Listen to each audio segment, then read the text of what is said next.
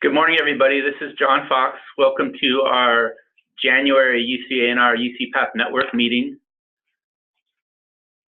I think I just started the recording, but I want to make sure. Yep, we are recording. So we'll have this session available for those unable to participate live. I see about 23, 24 people on the line, so that's relatively good participation. We haven't had a call since November. We took December off, so hope everybody had a good break and are enjoying the new year. Today we're going to talk about the UC-Path Go Live schedule. We're getting closer to this actually happening in the next couple months. And then we're going to review some information that's been sent out in the last few weeks. So it's sort of reviewing things that are already out there, including an employee preparation checklist, what people can do to prepare for UC-Path. Dave Kraus is with me, and he's going to talk about single sign-on. And then we're going to review the town hall meeting that's scheduled for next week that we hope is on everybody's calendar and that you have plans to host it and to view it with a group. And we'll talk through those logistics and answer your questions about it if you have any. Then we'll review the future meeting dates and topics, and we should have plenty of time for questions and discussions today. Sally Harmsworth is also with us in the room here to help monitor the chat in Zoom. So as usual, if you have any questions or comments as we go along, send it in chat, and we'll either pause and answer or we'll hold off and answer at the end. The one thing I want to do as we start is do another poll. We've done this in the past to check in with you to see how you're doing and what you're doing to get ready and help your colleagues get ready for UC-Path. So this is one that we've asked before, and the question is that you should be able to see on your screen is, what have you done to communicate information about the UC-Path meetings to your colleagues? So please go ahead and choose the option that applies to you, whether you presented at a staff meeting, spoke to people individually, send out email information to your colleagues, or if you haven't done anything, we'd be curious to hear that. I'll give you a minute or so to respond.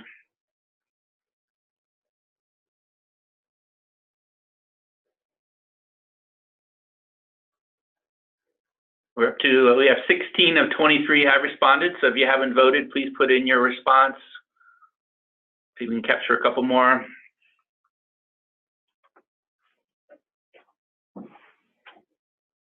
Okay, I'll end the polling and I will show you our results. So this is showing that of the people that responded, 11 of 17 of you presented at a staff meeting. 16 of 17, so just about everybody, has talked to people individually. 13 of 17 have sent out email. And then nobody reported that they haven't done anything. So maybe those are the 4 or 5 who didn't respond. But thank you all for everything you've been doing. It certainly feels like from where we're sitting in Davis that it is, it's consuming a lot of our time and energy to think about implementation. We hope that people out there in the local offices are starting to pay more attention and to see that this is coming fast. So I'm going to stop that share, and I'm going to do another poll later on to check in on a couple other questions. And let's see. So let's talk about the Go Live schedule. A big part of going live is grabbing the data that's in the UC Davis payroll system and then converting it into the new UC-Path system. And some of what we're talking about to help people get ready is that they go in and check their data and make sure it's up to date. So when it gets converted, the information in the new system will be accurate. And the date for that data conversion, a big milestone, is March 1st, when that data gets captured. And we'll be talking about encouraging people to check their data and make sure it's up to date before that conversion happens, before March 1. When it actually, the biggest impact on employees, when you'll start seeing it, will be in April. The monthly paycheck that's paid on April 1st will be the first that's generated out of the UC-Path system for A&R, as well as for the Davis campus. and the Berkeley campus, where we are the 3 locations that are all scheduled to go live in that March-April timeframe. So April 1 will be your monthly paycheck. You'll be seeing it in a different place and viewing it in UCPath. April 3rd, the Wednesday of that week, will be the first pay day for the biweekly paid employees. And the UCPath system, that will be the place people can go to view their earnings statements, and it'll be on that new platform one day before those pay dates. And technically, April 1st is a Monday, and that pay information will be viewable on the Saturday, which is March 30th. As it happens, that's a holiday weekend. That Friday before is Cesar Chavez Day. So our timing is interesting. It's squeezed around April Chavez Day and April Fool's Day. So it'll be an exciting weekend. Just a general statement is that this whole conversion to the new pay to the UCPath does not change pay dates or the pay cycles. There will be, deadlines published as far as payroll deadlines, but when people receive their pay will stay the same. And typically for monthly paid, it's the first of the month. You get paid for March on April 1st. And that typically the earning statements, you can view those a day before that, a business day before that.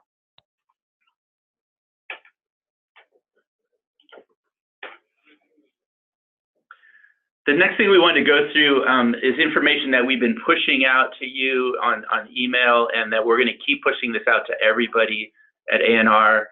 And these are steps we're encouraging every employee to take before we go live, and this will help get individuals prepared.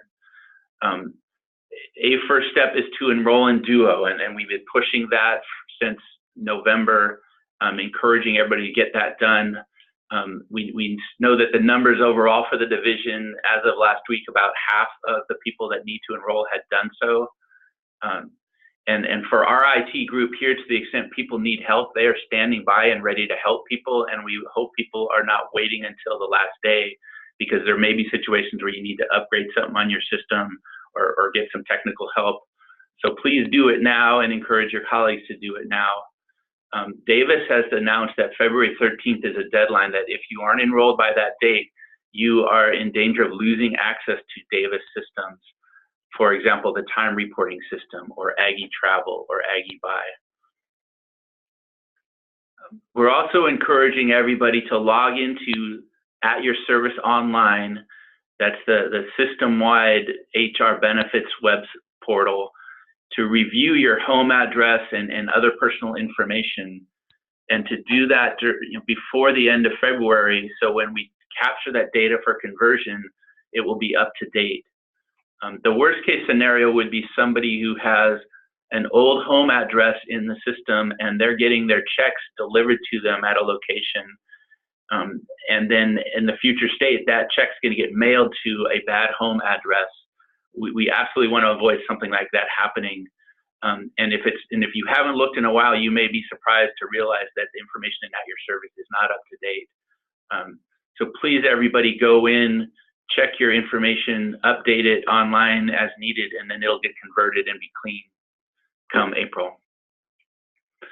The other thing we're pushing is, if you are not already enrolled in direct deposit, that you consider doing it now, because in the future state, the paychecks will be mailed from a mailing center in Arizona on the pay day. So in April, they would be mailed on April 1st to the home address of record, and that means it may not get received for 3 or 4 days, depending on the U.S. Postal Service reliability. And so we are concerned about that slow process and even the security of paper paychecks. And we've been actually reaching out to the individuals at ANR who have paper paychecks being mailed. We were contacting them individually and encouraging them to sign up for direct deposit now in advance of the cutover. So we hope that you've been getting these messages, and just this week we sent out a version of this checklist to you all in a flyer and asked that you share it with people in your office, post it on a bulletin board, email it to people, and we will be doing more communication on a division-wide level. But if you're somebody who's in, somebody in your office may be more likely to pay attention if it comes directly from you, whether you're the office manager or the director in the office. We think that local touch will help get people to pay attention. We're all hit by so much email, that people, I think, scan by things, especially if it's not from somebody they're working right next to. And you can be really helpful because you're on this network as you're a person who we trust, or your colleagues trust, to share useful information. Now I'm going to hand it over to Dave, who's going to talk about single sign-on for ANR. Okay, thanks, John. Real quick, just to piggyback on what John said about Duo, wanted to let everyone know that tokens are now available, and those can be purchased through Aggie Buy. So the tokens are the physical devices that will shoot you a little code that you can use to log in to Duo if you don't want to use your smartphone or your landline, or I guess those are the two options. Either way, tokens are available, Aggie Buy. If you have any questions also about anything I'm going to say or anything Duo related, remember that email address that's on the screen right now, help@ucnr.edu.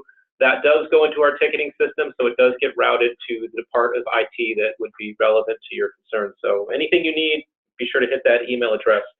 So single sign-on, as if we haven't given you enough to do or think about, we have something relatively new that has been in beta testing for approximately 9 months, and that is that we have our own brand new login process that is separate from UC Davis or the other locations. Unlike our portal login, this is an official identity login, which means that this will be part of how we identify ourselves as UC ANR to all locations, to UC Path, to timesheets, and a variety of other services going forward.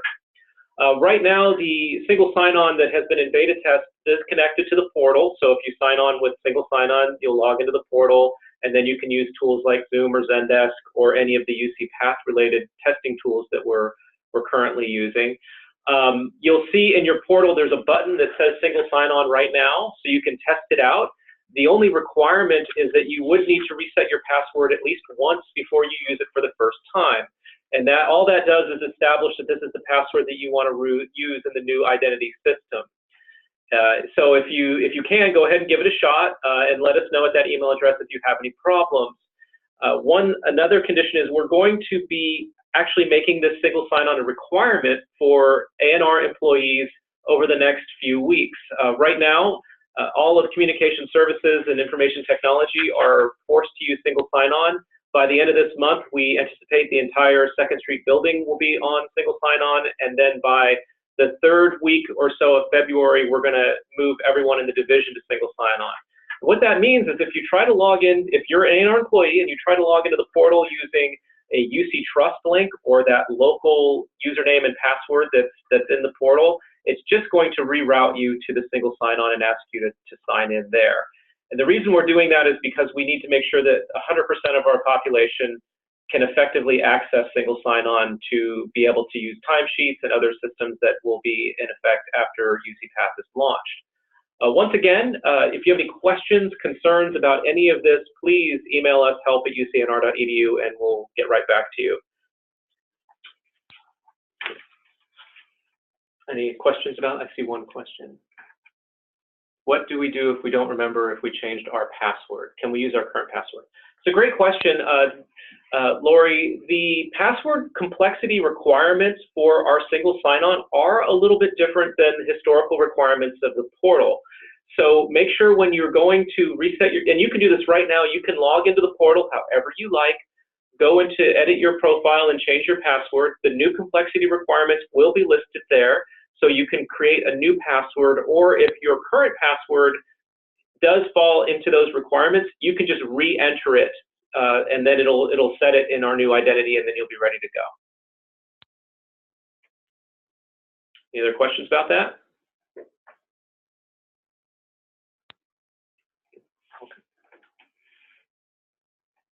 Okay. Do you want me to take this one too, John? If you'd like, yeah, I can chime in, but yeah. Okay. Just to reiterate what you probably already know is on Tuesday, January 29th, we are going to be having a town hall with Glenda and a number of the UC Path project team members to discuss in depth the UC Path launch and all of the different requirements around it. This is a very important town hall, and we highly encourage everyone to attend to such a degree that we have created some best practices to hold a town hall. But what we're trying to do is encourage folks to get together in a group setting to host their town hall. So either booking a conference room or some meeting room where you can put your participants in together. The reason we're doing that is twofold. One, we believe that the engagement might be a little bit higher, and also because we have a limited number of seats in our Zoom webinar space. So we can't have everybody in the division logging in separately, or we will run out of seats. So we have about 500 seats total. We want to make sure everybody who wants to participate in this town hall can. So what we did is we got together and came up with a few little items, which I believe we sent out in a separate communication to you all, to help sort of establish how to do this, how to set up a town hall that's effective. Number one is to reserve a room and the equipment to run AV. I can't stress how important it is for you to do this and also test that equipment in advance. We just did this yesterday here, and we ran into a number of problems, and that's with people who do this all the time. So we encourage you to reserve a room, make sure you have the equipment, test the equipment in advance, make sure that you know that your camera works, your speakers work, your computer works, you can log into Zoom, you've got internet, et cetera, et cetera. We also, in asking you to invite your people to arrive 15 minutes early, that way everyone can get settled and you can provide some instructions to your group before we get started with the town hall, such as distributing paper and pencils to collect questions. All questions will be taken through the chat on Zoom.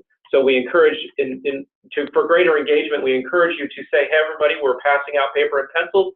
Please, any questions you have, write them down, hold them up, we'll come by and get them and take them to a person who will enter them into chat, which means that you need to assign a role for someone to do that, both to facilitate the meeting as well as to enter the questions into chat. And did I miss anything, John, Sally, on that? No, I think that's good. I would also encourage you all to think about questions and ask your colleagues, maybe even in advance of the town hall, if they do have questions about UCPath, because this will be a great opportunity to get, in that large group setting, address anything that's out there. Okay, that's it for me. Thank you, John. Okay. So one thing I wanted to do, actually, before I move on, I want to run a different poll or ask a couple new questions. And one of them is, well, I'll launch it now. So there's two questions here. The first one that you can respond to now, is your location planning for a group viewing of the town hall? Yes or no? And then the second one is for you as an individual. Have you taken those 3 steps to prepare for UCPath? First, have you enrolled in Duo? Have you gone in to confirm your address and personal information in At Your Service? And the third one, which is, I know for a small set of people, but if you're already receiving a paper paycheck, if you're receiving one now, have you signed up for direct deposit? Or fourth option, you're planning to take care of it all later. So I'm seeing 18 out of 18 responded so far, and the number's growing, have already done Duo, so that's great. Give it another few seconds to get people to respond. So far, I've got 22 out of the 27 people on the line have responded, which is good. So I will count down 4, 3, 2, 1. I'm getting one note that says I'm not seeing the poll, so we might need to follow up separately about why that might be happening. But I'll end the polling now. I got 23 out of 27, so it seems to be working for most people. And here are your results. On the first question, is your location planning for a group viewing? 21 people responded yes positively, and 2 responded no. So that's great to hear that we're going to have a good number of people who are already ready for it. Enrolled in Duo, 23 out of 23 of you have done that, so that's good to hear. Dave is smiling and nodding his head. Checked and confirmed your personal information at your service online, 17 out of 23.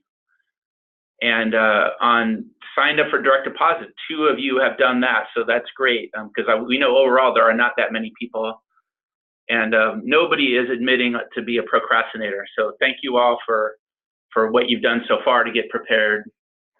I would say, just on a personal note, I think you all who are on this network call today are probably not the people we're worried about, because you have been paying attention and took the time to join us today.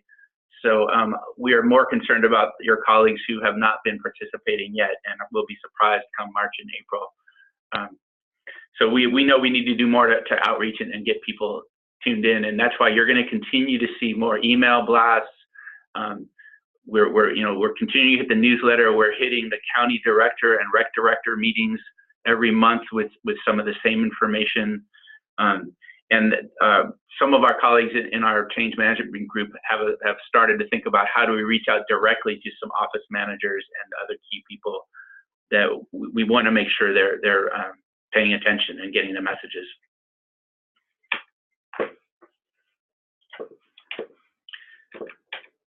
So I think the last piece of content I have for today is just to talk about upcoming meetings. What's not here is the town hall, of course, which is on January 29th. Our next monthly meeting will be on February 27th, and our planned focus for that meeting is to talk in more specifics about what the cutover calendar will, if there is a pause when people cannot do transactions, we'll talk about that and the timing of when you'll be able to see information. We'll also talk about the customer support that we are planning between the UC Pass Center and people at A&R. We know as we get closer to go live, we will need to be clear about how support works and when people have issues, where do they go for that help, and that will be a highlight in February. We will repeat, I'm sure, that same information in March. That March meeting on the 27th will be that week right before we go live, and we'll talk about first paychecks and what that payroll will look like, and customer support again. And then in April and May, we're keeping those meetings on the calendar, and we will definitely have one in April, and depending on how we're doing with Go Live, we'll make a decision about whether we want to continue through the May session. We want to keep those on calendars in case there are issues or there are topics that come up after Go Live. Part of what we've heard from the campuses that are using UC Pass is the transition itself works well with the first round of paychecks, but then as people start getting in the system and using them, some campuses were finding unexpected issues. So it will not be surprising if in April and May we're still talking with you as a group and working through some of those new things that come up that we don't know about yet. So that was everything we had planned for today. We're just at 25 minutes, so we do have time if people have questions. I see one in here. Can you read that, Sally? This is from Jerry Harris. I want to confirm this UC Pass conversion in March is payroll only. Any updates on HR? I'm curious to know more about TAM.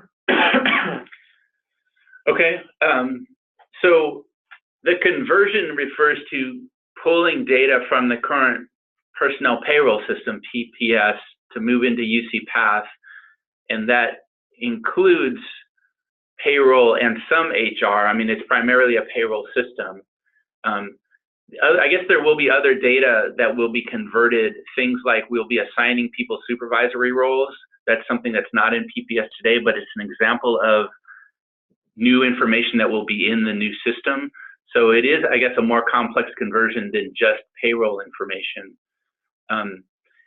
As far as the TAM system, so that refers to the new future talent acquisition management system that will be the UC Pass tool for staff recruitments.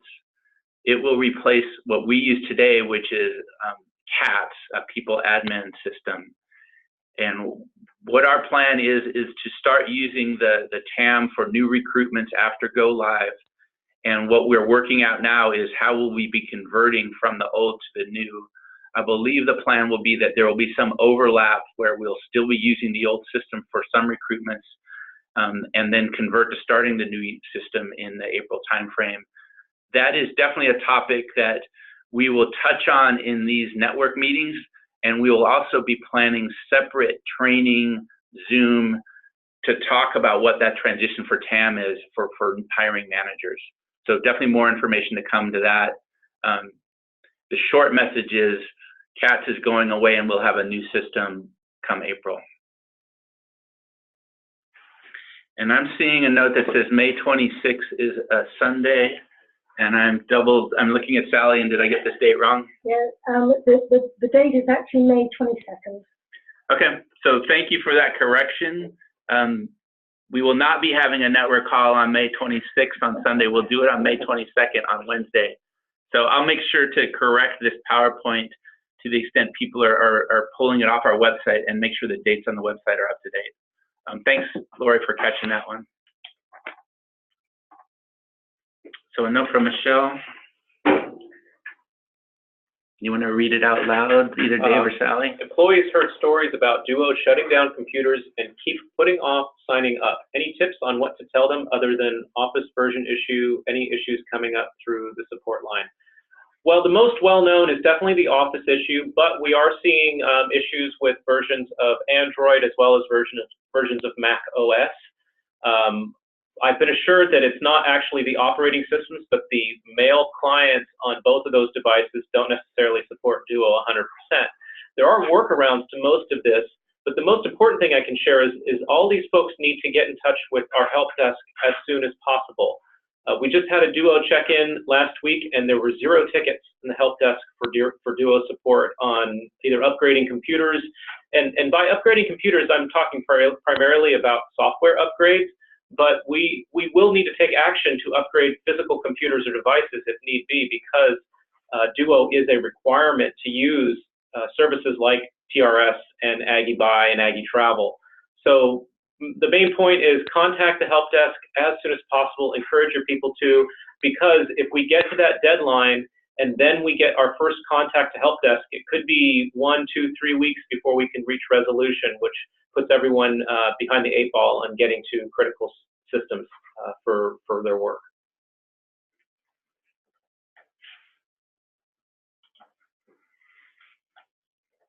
So any more questions out there? If you have questions or you're getting them at any time, you can always use the ucpath@ucanr.edu email account. I expect that will get more busy as we get into the go live time. But that would be a time if people around you are getting questions, please send them there. That will also help us prepare for things like these network meetings. If you have comments about the information that you're receiving from us, if there's a request for different information that we want to post on our website, or things that would be helpful for you as you try to spread information to your colleagues, please send us those recommendations. We're doing our best to communicate about all this from where we sit, and it's hard sometimes to know whether what we're doing is reaching the right people. And if I don't see any more questions, we can call it a meeting. Thank you again for taking the time to participate today. Thank you for everything you're doing to help share information with your colleagues. And we look forward to meeting again next month or next week at the town hall. And I am going to stop.